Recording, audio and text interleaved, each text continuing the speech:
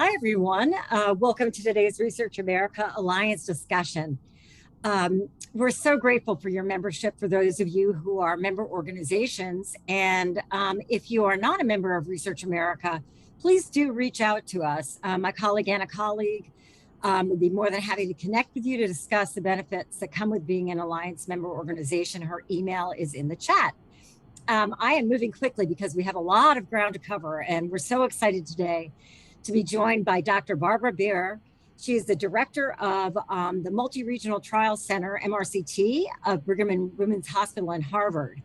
Barbara is a clinical trials expert. She's going to speak with us about an exciting initiative she's leading to advance the return of individual research results, or IRR. As always, please type your questions into the Q&A box or chat, and we'll gladly do our best to pose them when we get to that portion of today's session. And with that, Barbara, let me turn it over to you. Thank you so much, and thanks for the kind introduction, Ellie. Can everybody see my slides and you can hear me? Ellie, yes? Okay, Yes. so once again, thrilled to be here. I just want to say that these views are my own. And the work that I will talk about is the work of a whole group of people. They each served in their individual capacity, and I really want to thank Research America for inviting me and making it possible. I do have a lot of material to go through, so I will go fairly quickly and look forward to your questions and issues you want me to come back to. And you can see my email here. If we don't get to it, please do feel free to email me, and you'll see that again. So I'm going to give you a bit of an introduction to the MRCT Center, then talk about the importance of returning individual results, IRR, but I'm also going to mention in the beginning the importance of returning aggregate research results, which we don't do a good job of either. And I think that this should become an absolute expectation of what we do. The evolution of the work on IRR, and then a review of the project update. And then I'll give you the website that we've developed, which we launched last week. If we have time, I'm happy to give a demo. If we don't, then you can explore it, but you'll have a bit of a view to how we conceptualize this in advance. So the MRCT Center is a research and policy center at Harvard and the Brigham and Women's Hospital, which is really focused on the conduct, oversight, ethics, and regulatory environment for international clinical trials. Everything we do does have impact in the US, but we really think that from a participant's point of view, it shouldn't matter whether you're in New York or New Delhi, and it shouldn't matter whether it's the trial or the research is sponsored by an academic, a community physician, or a pharmaceutical sponsor. So we really try to work on issues that are relevant to the entire enterprise, to improve the integrity, safety, and rigor of global clinical trials. And we do the work by pulling together diverse stakeholders in the enterprise, in the research enterprise, to define emerging issues, and not only just to get a better understanding of what the issues arising are, but also the issues that we have failed to address. Diversity, inclusion, equity is one that we've spent the last 5 years working on. But then not to stop at asking the question, but then to really work on developing practical solutions and delivering them in a way that's useful. And those stakeholders include patient advocates, industry sponsors, academia, regulatory colleagues, nonprofit organizations like the Gates, and many others depending on the question. So when we think about returning study results of any trial that individual people have invested in, whether it's interventional clinical trials, biobehavioral, social behavioral, drug, device, or even data giving your data to someone or your biospecimen to someone for research, we need to think about how we're going to be returning that data before that study begins. We need to think about it at study design. It requires planning, and it really embodies respect of the participant gift to research. And you're seeing on the slide sort of the various stages of an interventional biomedical trial, but truthfully, every step here has reason to be considered for both return of aggregate and of individual results. Of course, with aggregate results, we're talking about plain language summaries that are ready to be disseminated after the data is locked and after the data analysis is complete and after we know what the result is. So one could argue the IRB is not involved at that point, but we need to think about how to give the aggregate summaries not only to the participants but to the communities themselves. Is it important? Well, it turns out that 90% of patients and study volunteers want to know the results of their clinical trials, but at least when this work was done, which is now some 10 years ago or so, 91% never hear back from study staff or the sponsor and do not have the results of their trial. And they say that if they're not informed, close to 70% would not participate in future trials. In other words, we're losing the voluntariness and the trust of our audience. And further, I would say that, when you think about research professionals, they're not the problem. They would like to provide results to their volunteers, and actually 95% of research ethic board chairs strongly support returning. This is aggregate results to their participants. It's also embedded in the Declaration of Helsinki, which in paragraph 26 says all medical research subjects, participants, should be given the option of being informed about the general outcome and results of the study. The option meaning that you should have the choice as to whether you wish to receive those results or not. And we did a lot of work also with the regulatory agencies, and we're lucky enough to have our early work embedded in the regulations in the EU, to make it a regulatory requirement in the EU that aggregate results are returned to participants.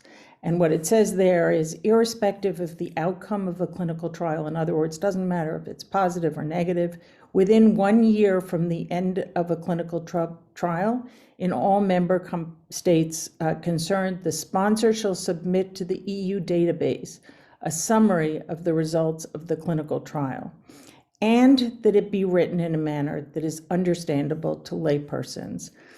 They go on to say what needs to be in that layperson summary: clinical trial identification, name and contact details of the sponsor, objectives, populations, which medicinal products were used, adverse events and frequencies, overall results, comments on the outcome, indication of follow-up clinical trials are foreseen, and where you can get additional information. Having said that, we thought that some of their language was not itself plain language, but that is now in the regulations, but they allow us to use additional terms to define the regulatory language itself.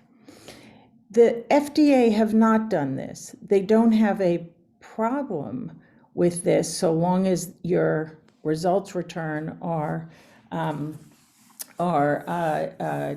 fair and not promotional, but it is not the habit of either our academic investigators or generally sponsors to put effort into this. So I think it's something that we need to assume that people will take seriously before we even get to individual research results. We should make sure that those results are fair and balanced and not biased or promotional, and that's all that the FDA has said to date. And at least for aggregate results. The target audience is the public. It's not only trial participants, it is also the communities of those participants. And I have to say, we have not found a study where public dissemination of the results of the study would have been or would be problematic. And so we can talk about that. Again, there's no research that is, in a way, ethical research that should be secret at the end of the study itself. And the EMA goes on to give some general principles, which I think are very thoughtful, which are to develop the summary for general public and not assume any prior knowledge of the trial, even if you're only returning them intentionally to the participants. You should do it in a way that it's generally understandable. It should be in a layout and context in terms of style, language, and literacy to meet the needs of the general public, as short as possible, and focus on unambiguous factual information. As I said, no promotional content, and one should be very careful about how these results are stated. You know, not drug A is better than drug B, but the results of the trial are that drug B allowed, or drug A allowed, patients on average to live 3 months longer than drug B. That's factual. It's not promotional. It's not judgmental. And to follow health literacy and numeracy principles. And I think very importantly, to consider involving patient participant representatives, advocates, and medical writers who are good at plain language, health literate principles to review the summary and ensure it meets their needs. And those patient advocates or representatives should be from the communities that for whom that research is most salient. Now, we've done at the MRCT Center a lot of work on health literacy, and we're currently developing a health literacy glossary for clinical research. I'm not going to discuss that today, but you can go to the website and see it there. So that entire piece of work we summarized in a principles document, in a guidance, and in a toolkit, which is available on the web, and I encourage you to go see, but it really details many of the specific points that you need to think about for aggregate return of results. If you do return aggregate results to the participant, for the most part, they turn around and say, well, what about me? What study arm was I on? How did I do in comparison to the group? And that led us to develop both 5 years ago and now a refresh, which I'll introduce to you, this further analysis of how and whether and how to return individual research results, which is a much more complicated issue, because for the return of individual research results, you can start having research results at screening, sometimes even before then when you meet people, and ask them the early questions about their eligibility, even before you get to screening.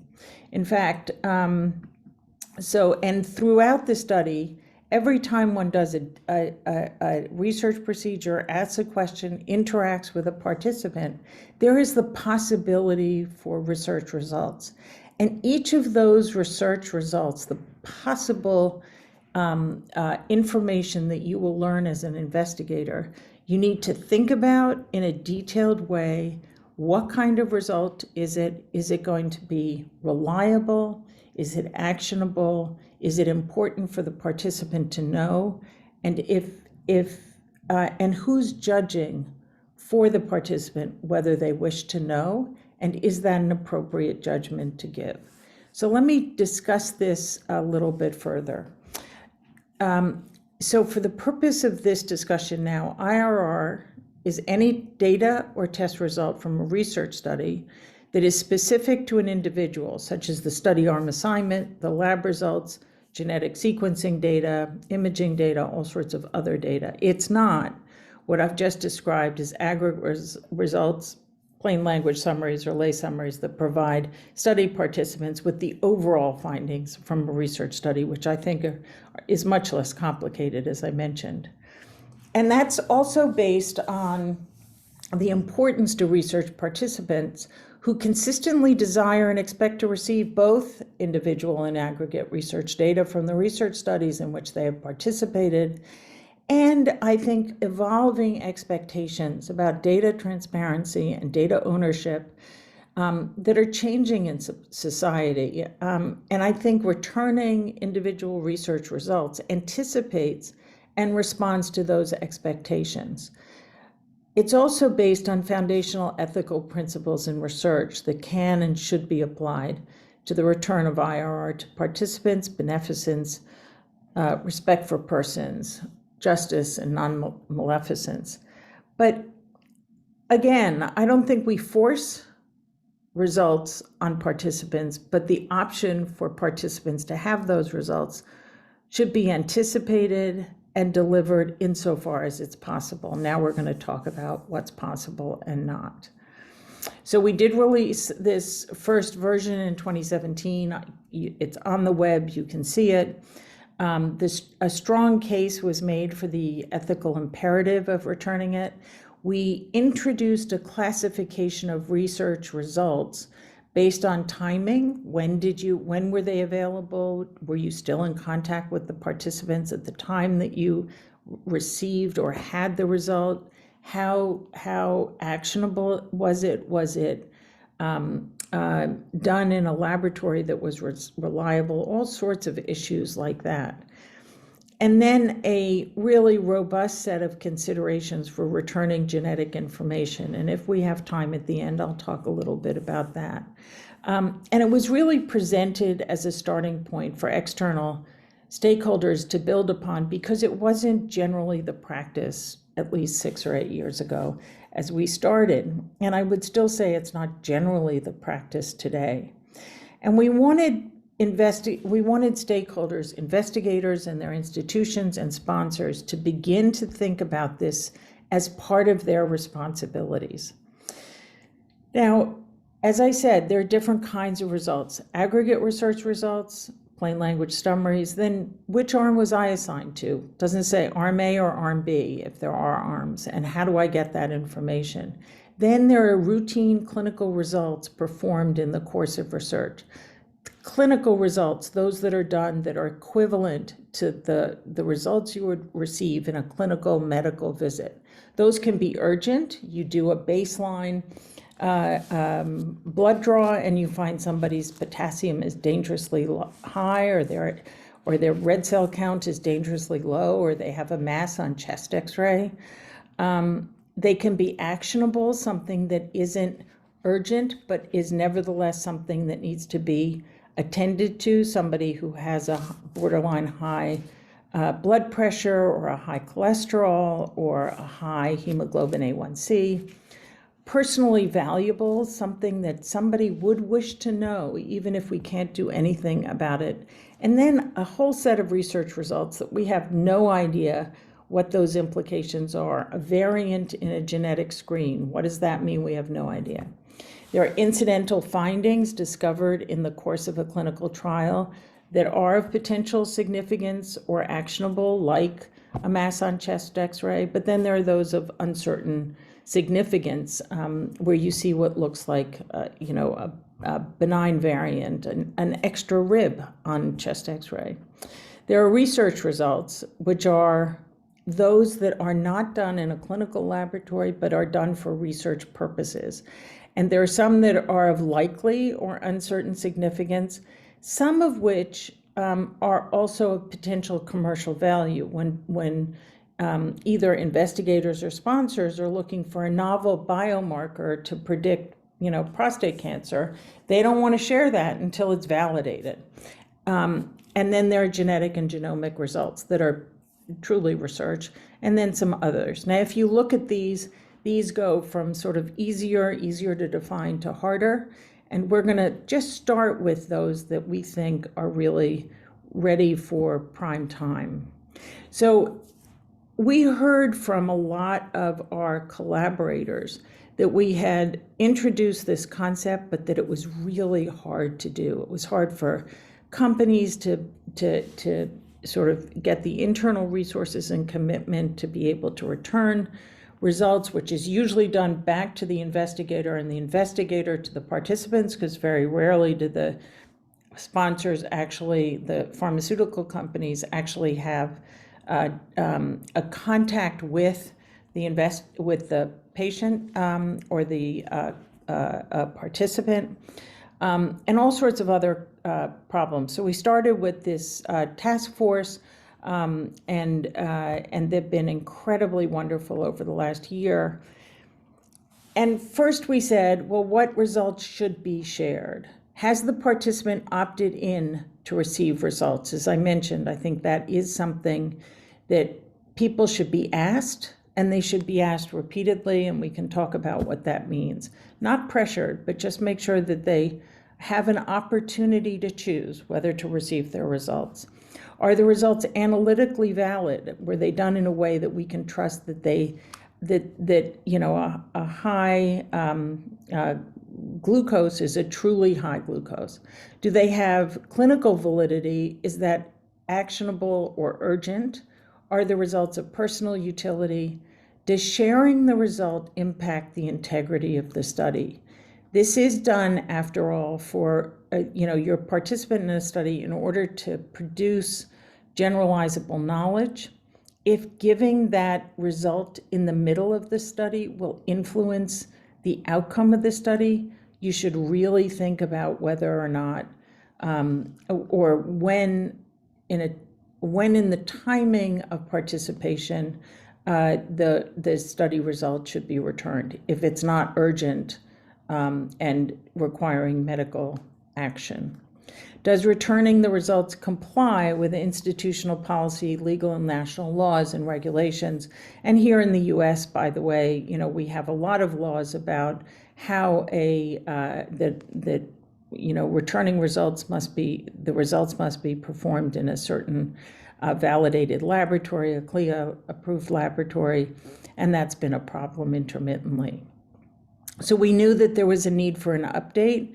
We knew that there was an identified need for practical implementation-based resources and an expansion of certain recommendations. So this 10-person task force really was congregated to define and find common problems and barriers throughout the process, provide guidance and resources to help organizations address and overcome those barriers, and promote the value of organizations to prepare for and prioritize returning IRR as one of its activities that is important to the individuals and that we believe will promote trust in science. So the challenge is there's certainly a perception of a high barrier to entry and concerns about liability of returning the results, of responsibility for the participants if you return results, and fear of the unknown. What's going to happen if somebody knows about this?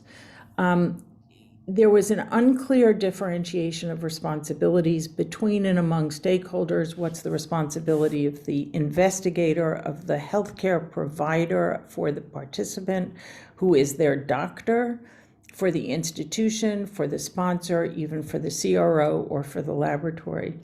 There was an absence of regulatory requirements or guidance on what to return, when to return it, and how, and a difficulty in achieving buy-in throughout the organization. You ask the lawyers, they're quite conservative. You ask the docs, they say, it belongs with me. You ask the participants say, it belongs with me.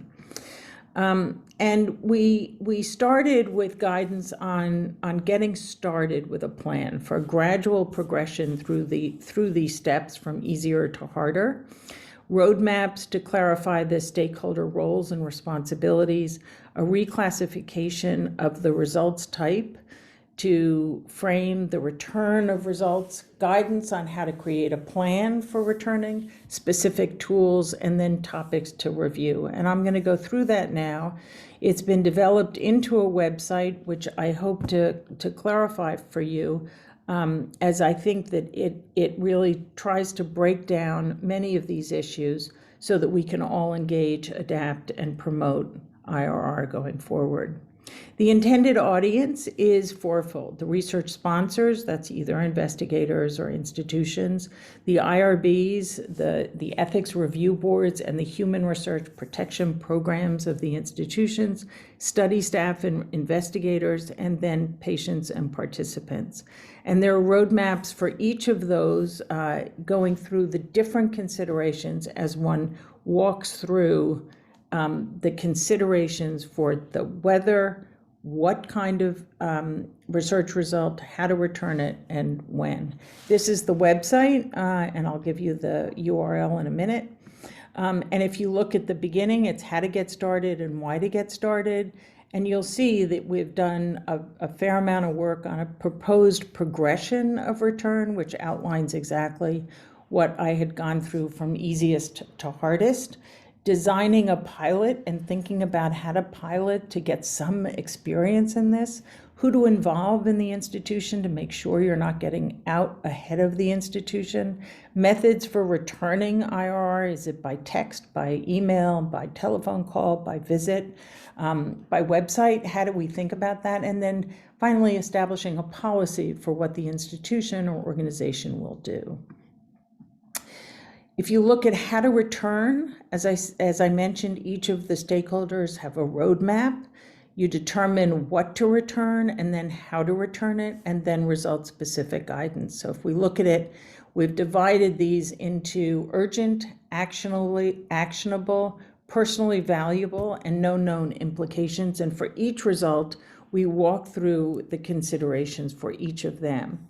So if you look at what to return, the first thing we do is ask you to go through the entire clinical trial and think about what kind of data will be generated during each period of the trial, and then consider which questions or domains for each data type during each study period to determine whether and when to return it. So there are steps in the clinical trial, the types of data, and then the classification of the result.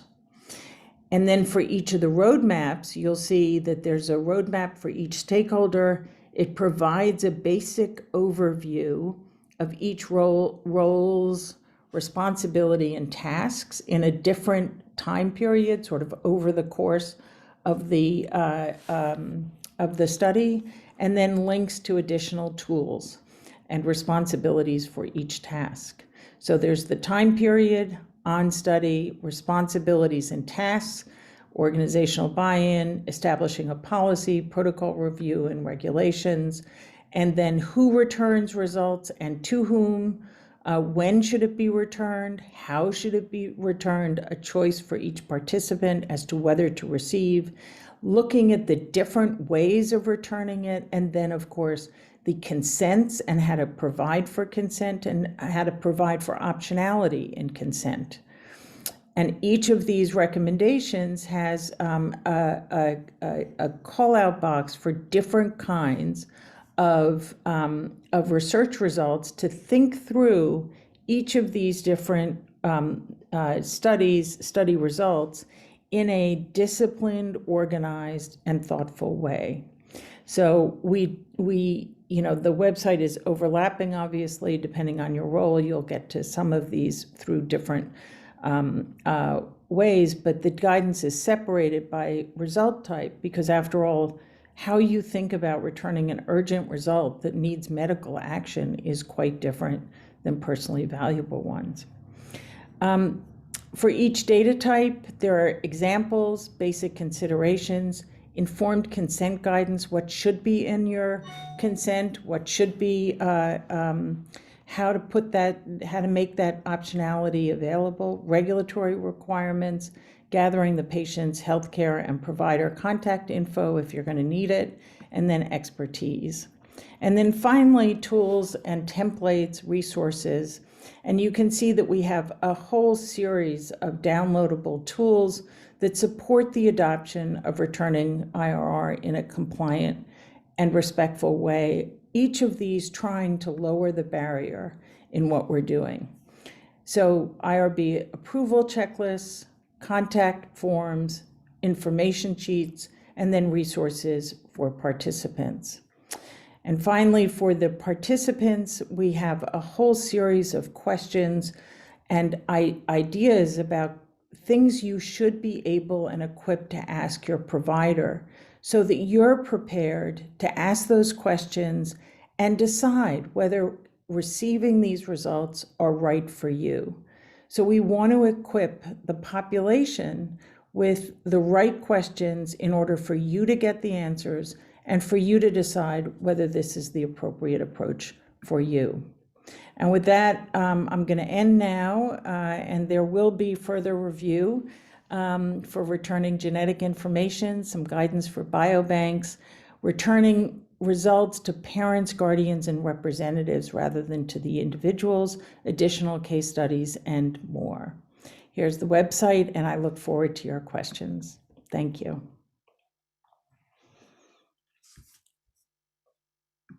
Ellie, over to you. You're on mute. Yes, I'm now unmuted. I have many, many questions, but I know we also have questions from the audience. I'm just going to ask a couple.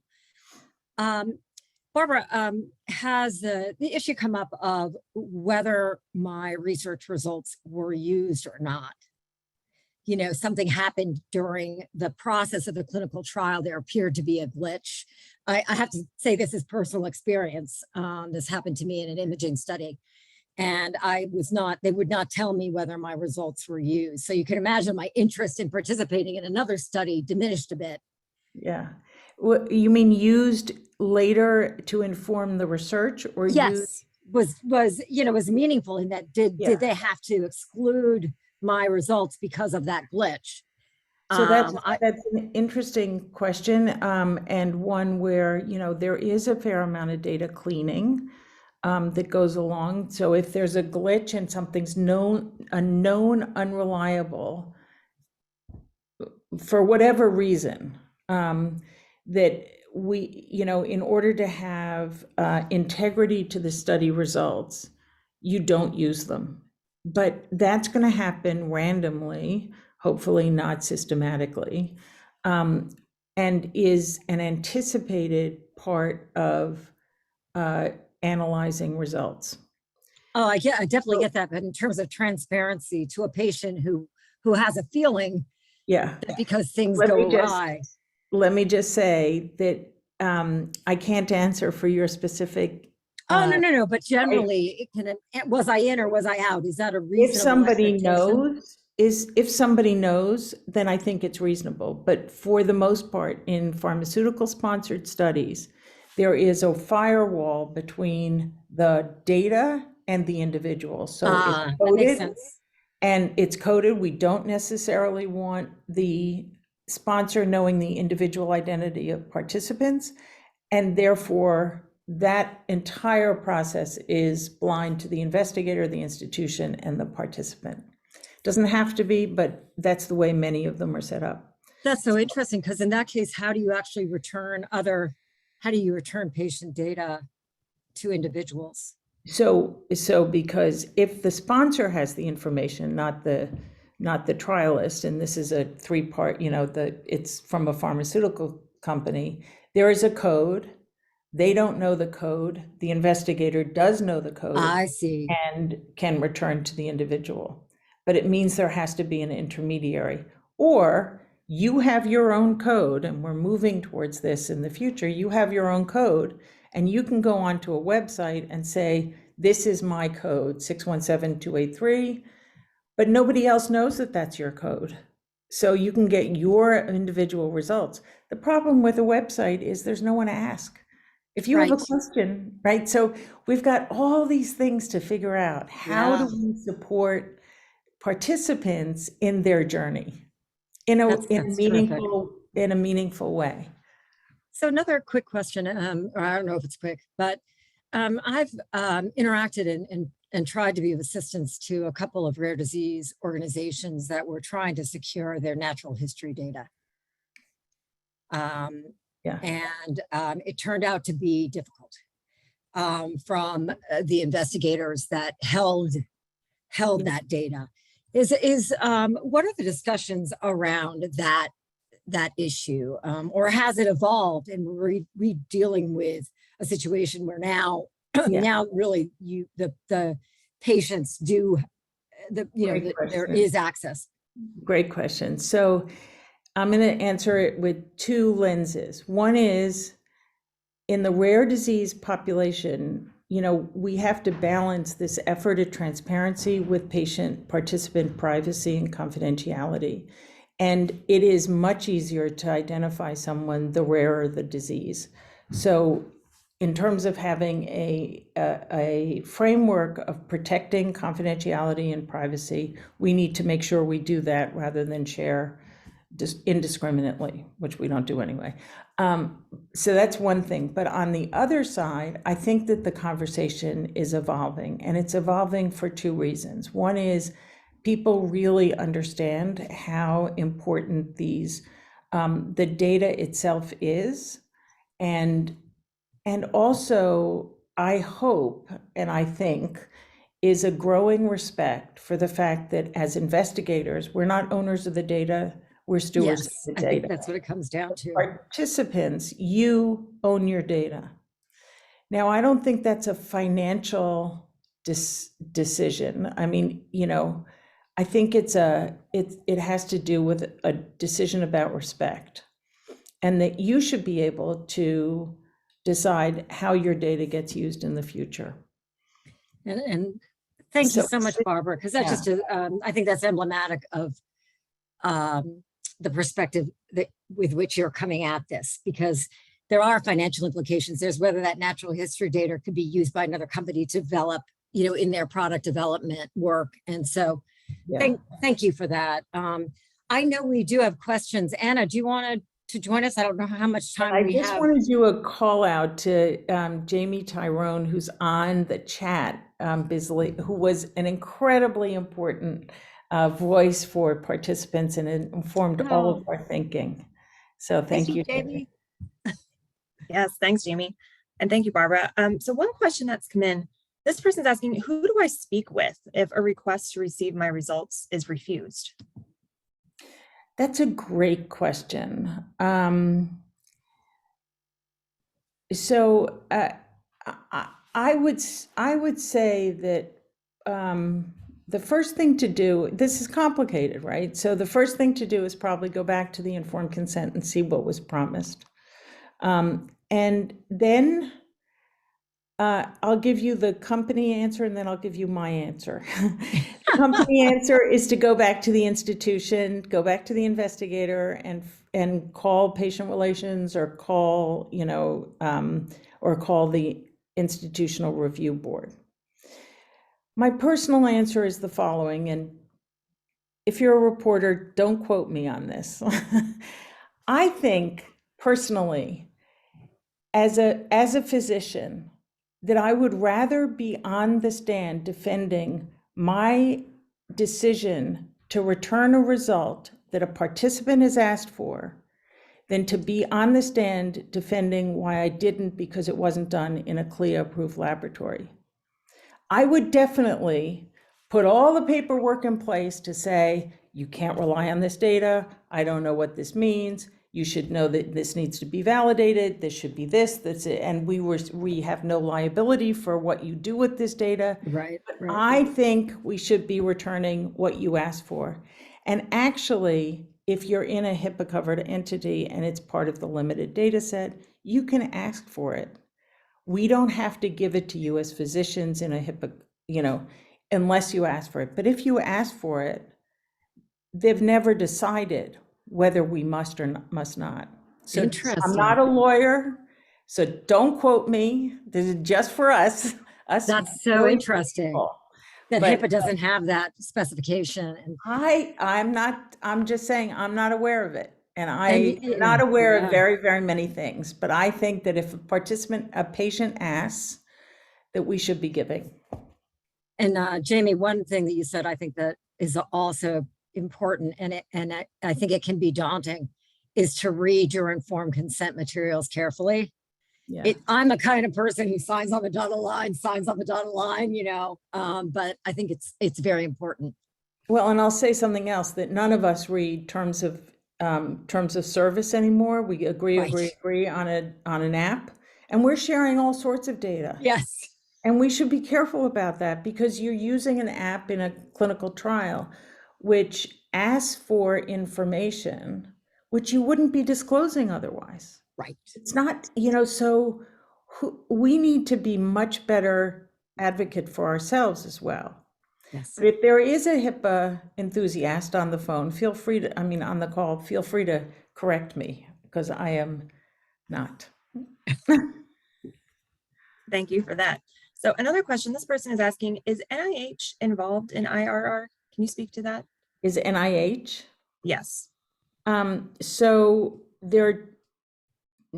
yes, but theoretically, NIH is generally a funder, and therefore does not prescribe this. And as far as I know, has not put out guidance on this. I can't remember any specifically on IRR.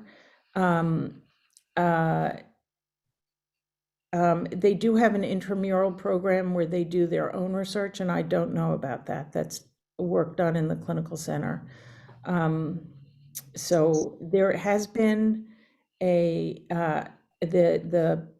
oversight for clinical research is provided for the NIH at the Office of Human Research Protections, OHRP, and they have a Secretary's Advisory Committee that has commented on IRR, and that is available. And I can send you the website, and we can send it out.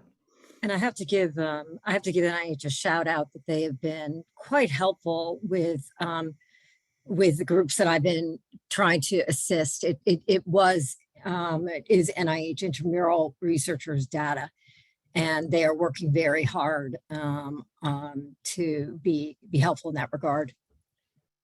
Yeah, I agree, and they are trying very hard to promote that. And someone in the chat says, I said that patients own their data. I didn't say that patients own the data. I said, I think patients should own their data.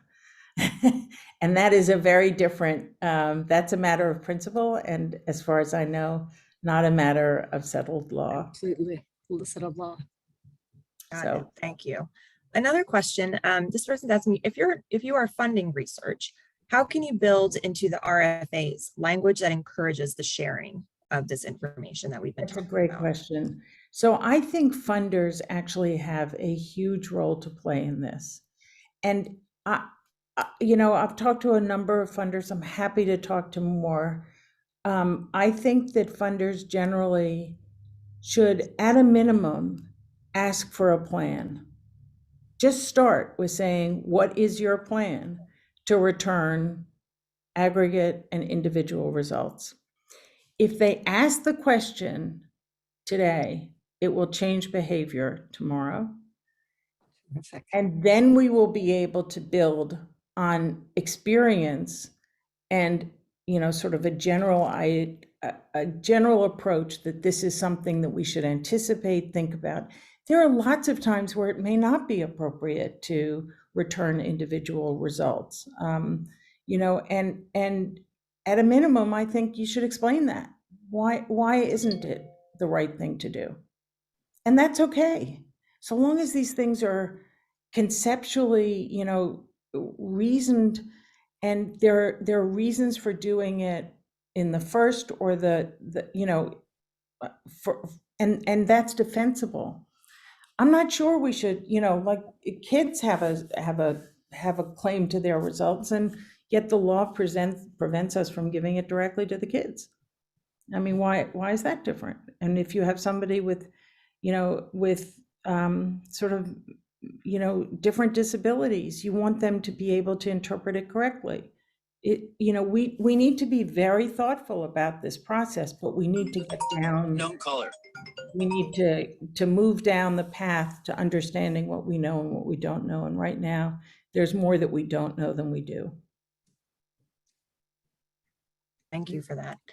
An additional question that's come in, this person is saying, regarding the within 1 year of trial completion, when does the clock start ticking? Is it at the last follow-up visit, after data are determined to be clean, after submitting the primary results for publication, or some other time? So for the EMA, my understanding, and again, anybody can put into the chat a correction, is the date of the last patient, last visit, last data collection. The clock starts. You have to clean the data, analyze it, get it out. And it's shorter for pediatrics. Great, thank you. An additional question, have you seen any estimates as to what some of these recommendations make due to costs of clinical trials? Great question. Yes. I have not seen anything on the costs. That'd be a great study, great estimates to have. But so if you decide later to return results, it's going to be way more expensive. It's like deciding late to worry about diversity in your clinical trial. You should worry about it in the beginning and build into the way you do your work, the explanations, the tools, the collection, the consents as part of how we're doing the work. And my bias, again, if you're a reporter, don't quote me, my bias is we should be doing less, if we need to, less uninformative trials and better informative trials, and respect the participants there. So I'm not a big cost person on this score. I think that's right. I think the reason that it would be good is so that you could do this in a cost efficient manner, because at the end of the day, those costs get factored into the prices patients pay.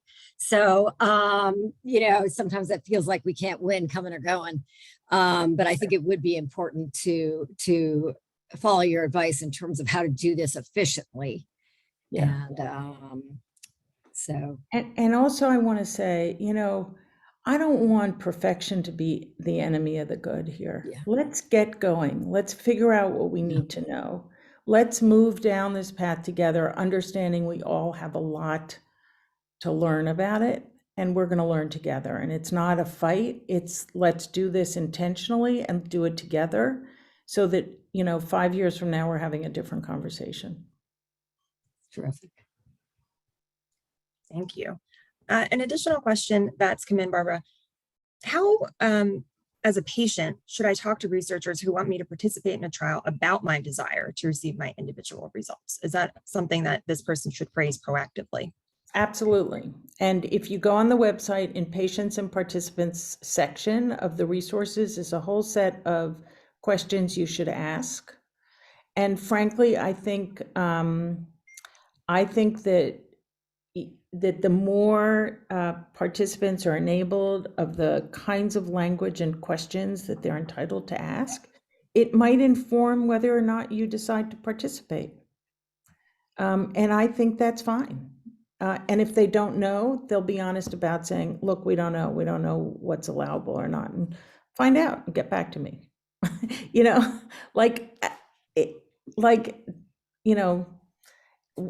Our center is very much about doing the empowering people to do the right thing, regardless of where you sit in the clinical trial ecosystem or clinical research ecosystem, and regardless of where you live and your resources to defend yourself. Or that's a bad way of putting it, but to support yourself. Great, thank you. So Ellie, I know we've gone beyond time, but beyond time. Fabulous conversation. So I'll turn it back Barbara, to you. We could hold you here forever, and I'll be knocking on your door again. I look forward to it. I love when you knock. So thank you so much. I actually am not going to go through our normal housekeeping routine. I'm going to hold you in suspense about our next Alliance guests, only because we're working some things out in that regard. How do you outshine Barbara? That is the problem. That's not hard, but feel free for all the questions I didn't have a chance to answer, and for all the things that I got wrong in my talk. Please do email me. I look forward to it, and the talk and slides will be posted, I believe. Will they? Yes, absolutely. Absolutely. They'll be available, and we'll also link to them in Mary's weekly letter if we have time to do that today before it goes out this evening. And listen, I just want to thank you all again and encourage those who are not Research America members to join. So with that, have a wonderful rest of the week. And thanks again, Barbara. My pleasure. Thank you.